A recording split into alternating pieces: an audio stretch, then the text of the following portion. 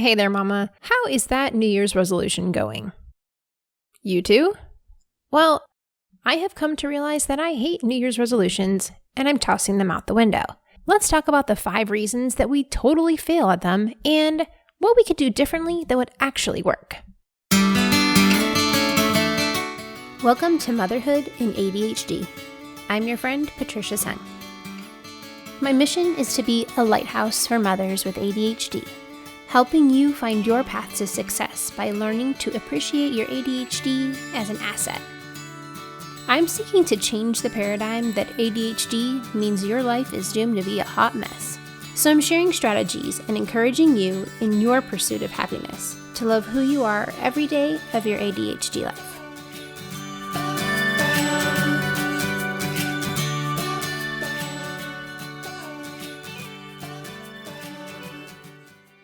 Hey there, successful mama. It's your friend, Patricia. So here we are, coming up on the end of January, and lo and behold, everyone's kind of petering out on their New Year's resolutions, if you actually took the time to set one. Well, a couple years back, I decided this just wasn't working for me. But why? Why was I struggling so much to set this goal that I really wanted to do and stick with it? Well, I found 5 reasons that we continually fail at our New Year's resolutions, and then we can talk about how do we fix that. Now, there's no reason to take notes. I have this all written down on my website. You can go in the show notes. There's a link to patriciasung.com/resolutions. You can use this list to figure out how you're going to set your goals better for 2021. The first one is we're unclear on our why. ADHD brains are motivated by dopamine and interest, and it's got to be important to us. If you're doing this thing because you, quote, should, or because somebody else wants you to, you are just adding baggage to an already uphill battle. We need to sit down with ourselves and clearly decide, is this something you really want to achieve? Why do you want to achieve it? Does it fit the current lifestyle that you're living, the life stage that you're in, the age of your kids? Does it make sense? A lot of us have this wonderful, lofty goal of getting up at 5 a.m. and having time for meditation and exercise and getting ready all before our kids wake up. Well, you know what? I have to get up at 5:45 to get my kindergartner ready for school, like at a bare bones minimum. I don't want to wake up at like 4:30 in order to get all of those things done.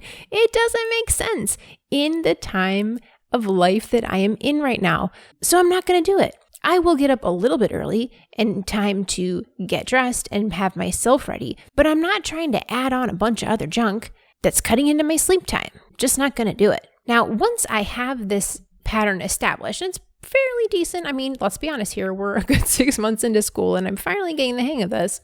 I might say like, hey, it is worth getting up an extra 10 minutes early to do whatever thing that I find to be important at that time of day. But I'll tackle that then, right?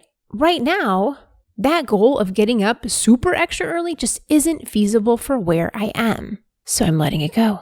I will find time elsewhere in my day to get done the important things to me, like my prayer time and movement time that are not at 4:30 in the morning. So I want you to be really sure to take a couple of minutes. It doesn't have to be like a huge amount of brainstorming time. This could be something that you do while you're sitting in the pickup line at one of the kids' activities, or while you're waiting for your 3-year-old to finish going to the bathroom. Why do you really want to achieve this goal? Are you doing it for yourself? Are you doing it for something else? Are you doing it because you just think you're supposed to do it? Get really clear on why you are doing it. Number 2, you're not really sure what you want. Sometimes we get confused between the goal and the habit. What's the end result that you're going for? Is it actually the habit or the goal? A lot of times they're linked together. One is helping you get to the other, but sometimes we get so focused on one that we don't really leave room for effort for the other. So let me give you an example. Say you want to sleep more.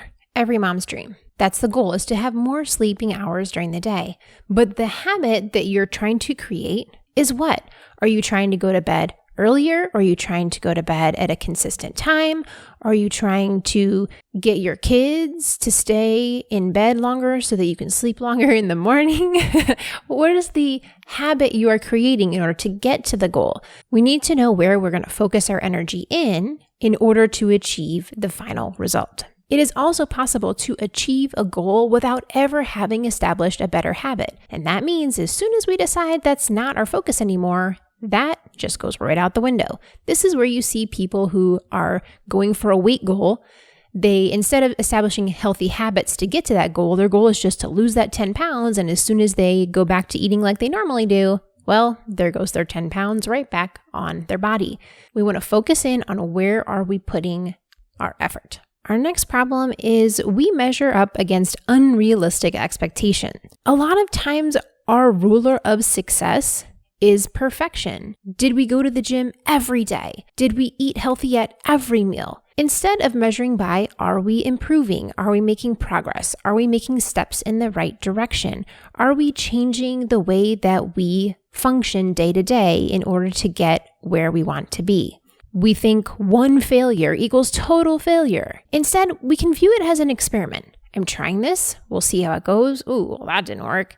What can I do differently tomorrow in order to hit that goal, in order to make that step, in order to progress forward? And when you view it as an experiment, then it's okay that you failed. That's the whole point. Experiments are literally thousands of failures until you hit that one success. And when you find what's working, you stick with it. But until you find that sweet spot, you keep failing and trying and modifying and adjusting until you get to that good thing that you want to keep holding on to and moving forward with. Hey mama, do you want to be on the podcast? I need your help. In February, we're talking about taking care of the person at the bottom of the priority list. That's us. It takes a village. What is your best advice for other ADHD mamas to take care of themselves? I want to know, and so do you. Send me your best advice at patriciasung.com/share advice. And you might be featured on an upcoming episode of our self-care series. Click the link in the show notes and spill your secrets. Reason number 4 that we fail at our New Year's resolutions is that we only take one step. We thought about it and we picked our resolution. Ta-da! And then we stopped. How are you actually going to do that? A lot of times we just pick this big idea and we're like, great, we're going to do that. But then we don't think about how we're going to break it down into steps or mini goals or a process that we can actually get there.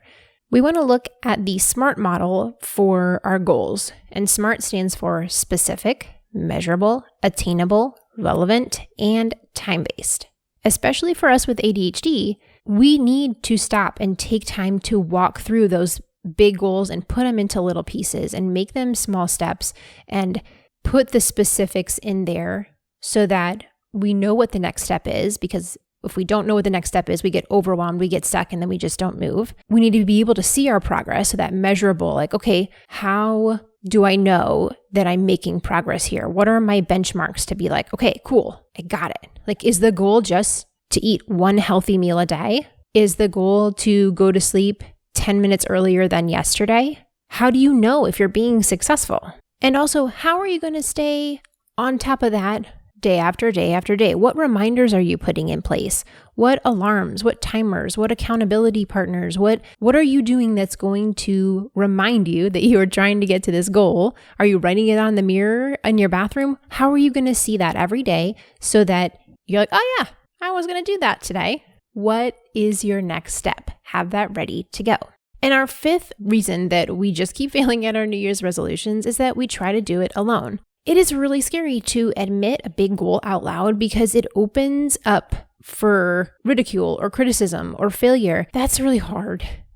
We want to find a safe space or person that we can share our goal with. Find someone that you can work on the goal with you, an accountability partner, a friend that you can meet to do the activity that you're trying to work on. Get a body double. You can use like Focus Mates or a friend where they're working on one project and you're working on another project. Ask a friend who's really great in this area, or better yet, someone who's recently achieved a similar goal to help you and hold you accountable. Get a teacher or a coach or a trainer. Put your money or your time or your effort where your mouth is, because when we want to achieve something different than what we have right now, we have to do something different than what we're doing right now. So while I have ditched New Year's resolutions, I am still goal setting. I still choose a word for the year. I'm still pushing myself forward. But I don't have all of my hopes and dreams and self-esteem wrapped up in this little bundle for just the month of January. This is something that I work on year round. When it's not working, I modify and keep on trekking. You get back on the horse and try again tomorrow. So when you're ready to make that big jump and take on that big goal, hope all of these tips will give you a starting point to move forward in the right direction in creating a structure and a plan that will get you where you want with the help and support that you need. We can do hard things. We can do big things when we use our tools and our strategies and our support network to get there. I will talk to you soon. Successful Mama. Thank you for listening to Motherhood and ADHD. For more resources, head over to our website, www.motherhoodandadhd.com.